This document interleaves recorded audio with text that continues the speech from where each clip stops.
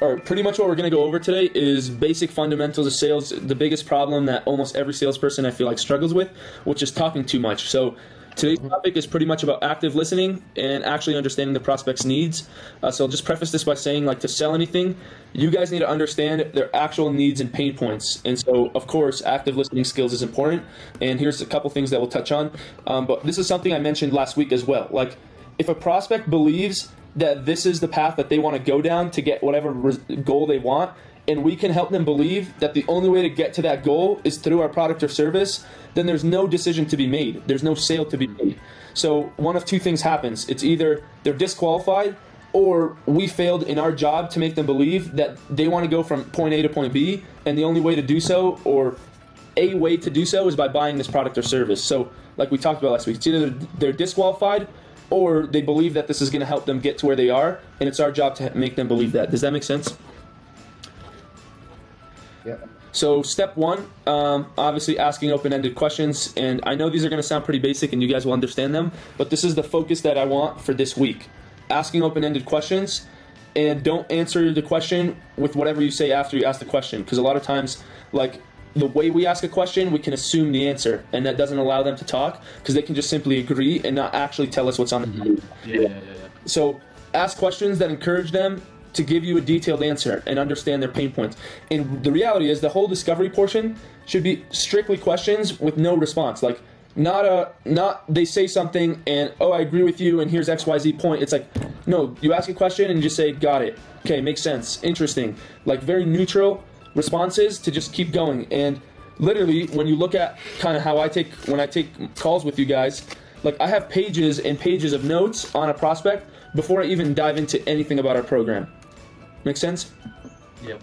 Next one is active listening, which also goes into point 3 about paraphrasing what they say. So active listening is just really not tuning out and like, really be conscious whatever they're saying so that you can take notes and tailor whatever pitch you have or demo to their needs. And this will, when, like, you're actively listening and taking notes, you'll just have a way more productive conversation with them.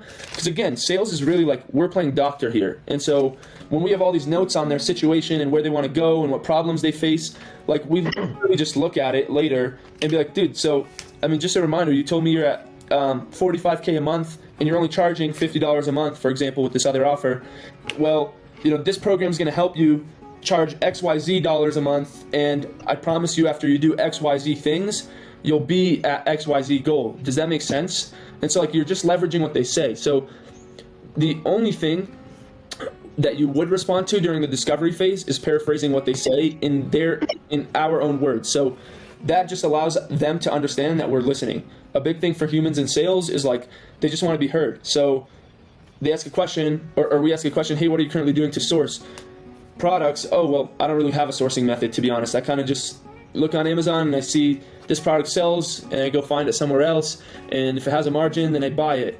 I'm like, gotcha. So John, it sounds like you don't really have a method to efficiently source products in the least amount of time and consistently find more products that will allow you to sell at a profit. Does that make sense? Or does that sound about right? And he'll say yes. And then he'll say, got, so how long have you been dealing with this problem, or whatever question comes next, right? So, like, sometimes we tie in whatever they say before we ask the next question. It's either a got it, a makes sense, interesting, or you paraphrase what they say and just ask the next question. Make sense? Got it.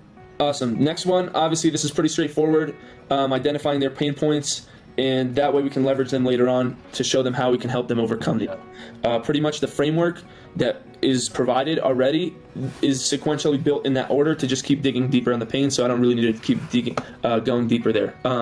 Next thing is, when we talk about the program, be very cognizant of using what they say to tailor the program to whatever their problem is. Because again, like, these guys don't really give a fuck about what we're selling them. They don't really they do care as far as who we've helped in terms of social proof, but they also don't really give a fuck when we say, hey, we helped XYZ person do this, if they don't believe that it can help them. Social proof only helps them if they believe that they can achieve the same result. And that's why, like, the main thing is helping them, more importantly than anything, it's helping them realize that they're here, they want to go here, and this is the thing to help them get there. And then the social proof matters of, like, oh, I saw all these testimonials, so yeah, this all makes sense to me of how I can get there, and I believe you because I also seen how you helped other people. Does that make sense? Yeah.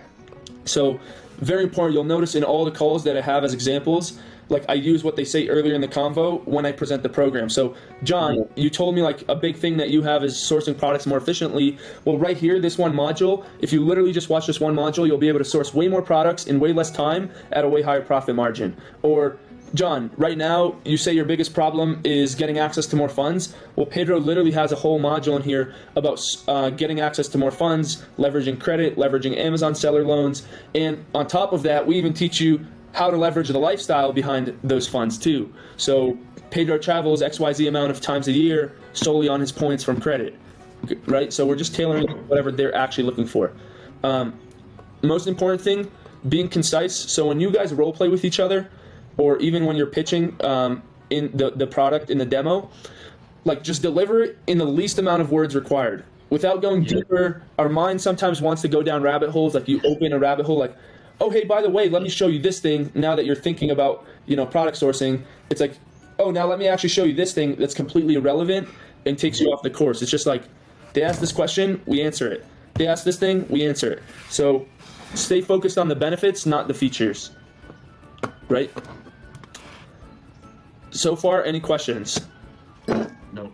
Pretty straight. I have a short one. Yeah. I have a short one because in one of the calls you use this roadmap, like in terms of time, because that also comes up quite often, especially with the beginners, that they ask actually how much time does it take me to amortize the investment of 5K, and you use like 48 days to get to 10K sales, right? Correct.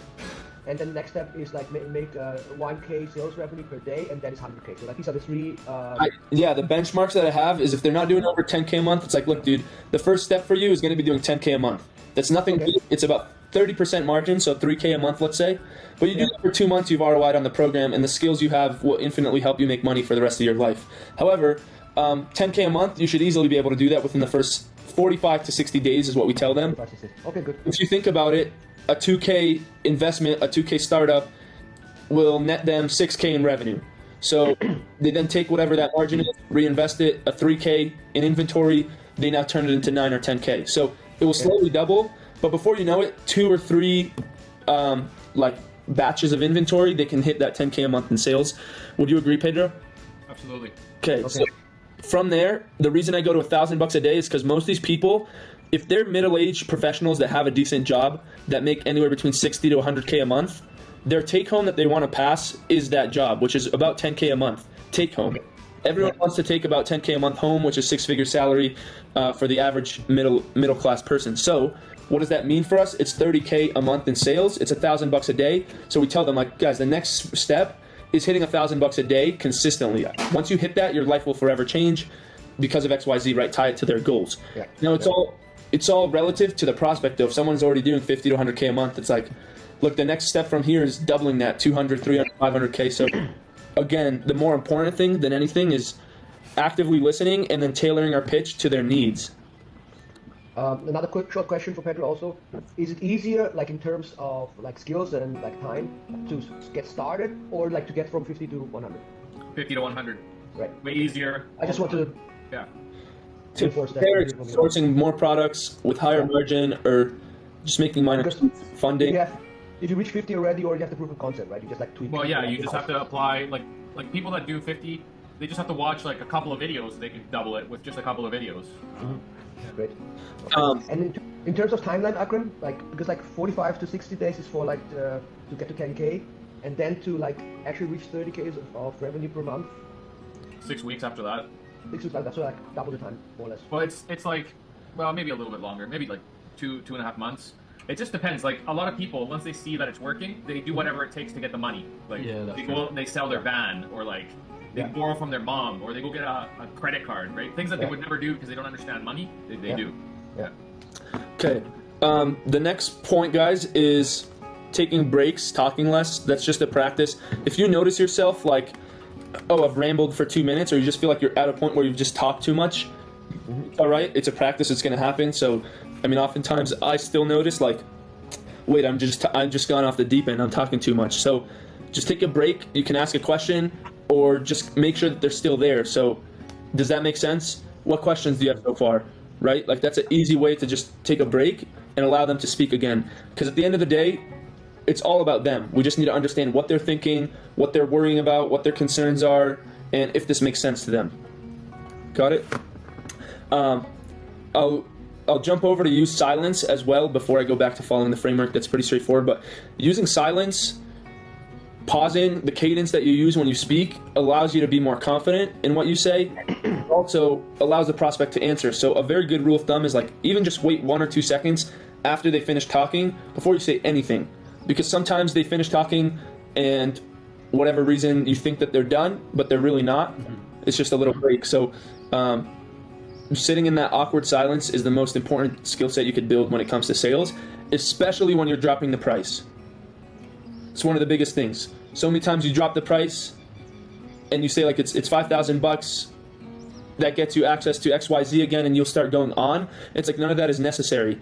If you did a good job, it's just, all right, Johnny, so everything that we talked about is one-time investment, $5,000. I'll send you over a payment link. As soon as you get that paid, I'll send you logins and everything, right? So that's the only, if I'm going to say anything after the payment, it's just telling them the next steps to soften it. But it should just be, got it, Johnny, so everything we discussed is $5,000. How do you want to make a payment, right? Assuming the close, and then we just are pretty silent. Sometimes you sit there for 30 seconds and it can feel very awkward, and let them think because we don't want to interrupt their thought. And then I would just ask a question like, if they don't say anything, what are your thoughts?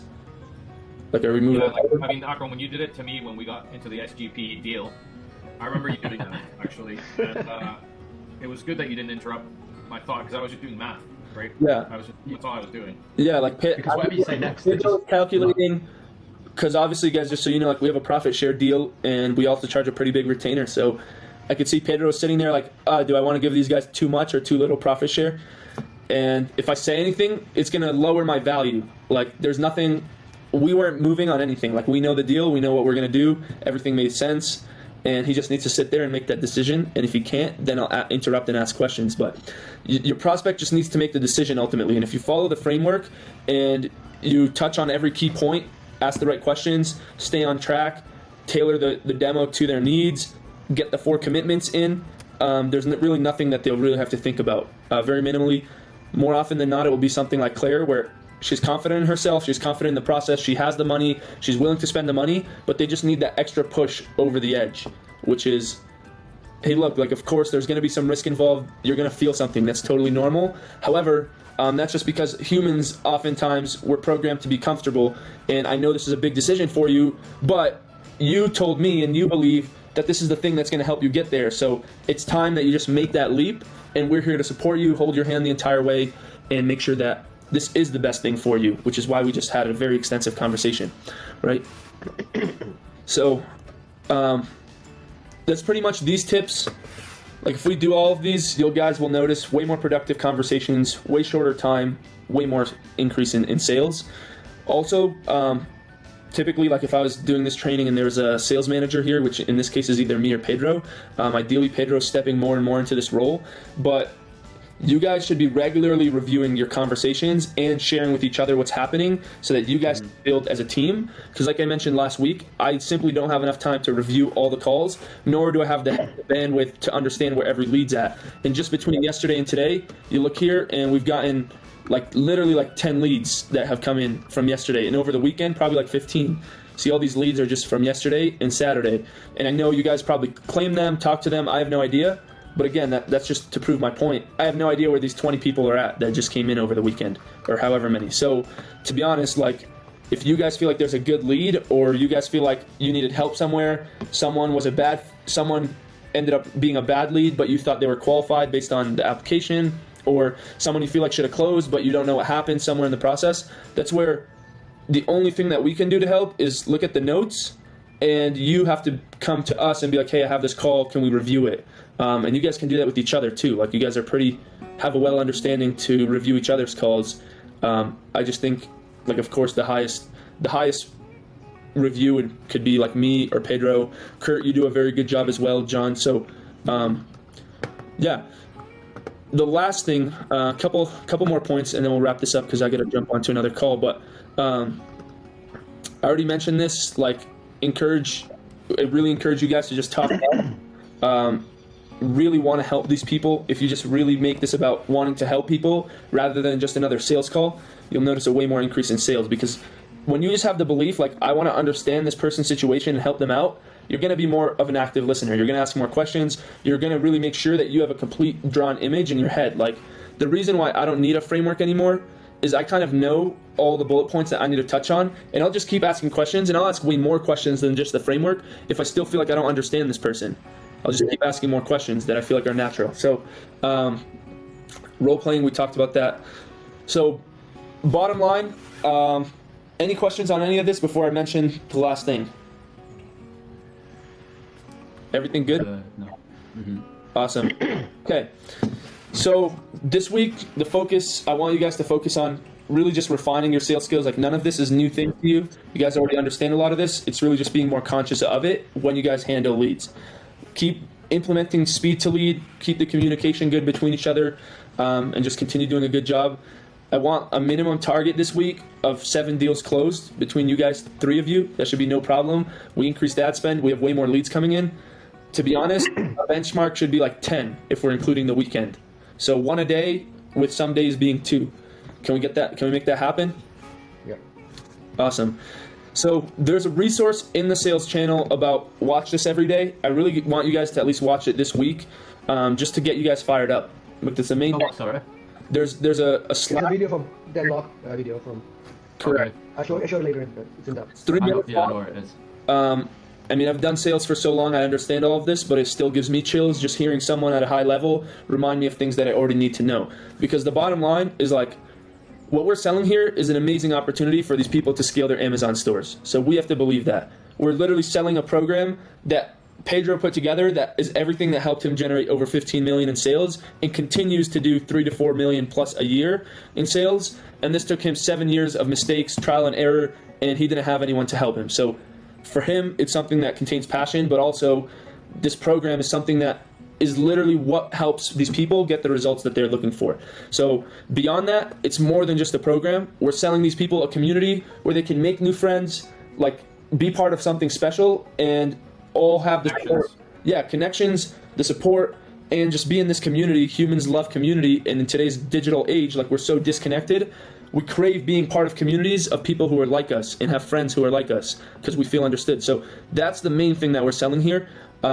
And more than anything, we're just selling a solution to these people's problems. Like, by helping them scale their stores, we're helping them achieve the life that they dreamed of, and we're helping them make a real difference in their own life, take control of their futures, help their families. So that's what we're really selling here. And so we just need to have that ultimate conviction and confidence when we're selling this. Like, we're helping people change their lives at the end of the day.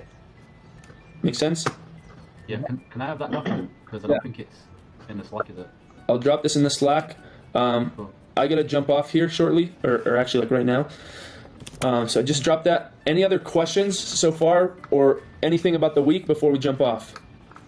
So I know you said earlier when leads come in that you want to make sure you know where they're up to. Every lead that comes in that I speak to or follow up with, I make sure that I put it in the CRM, but I haven't been putting it in the Slack. Do you want me to do both? You don't need to put a note in the Slack. If you just put a task, I can come in and see your tasks and then look at the notes. But to be honest, like, if you guys, your top leads, you should be having convos about them in the Slack so that with a glance, one of us, either me or Pedro, could look at it and be like, oh, John's probably going to close. So I'll go in and look at John and listen to the call and tell you. Or this guy I thought was good. I don't know what the fuck happened.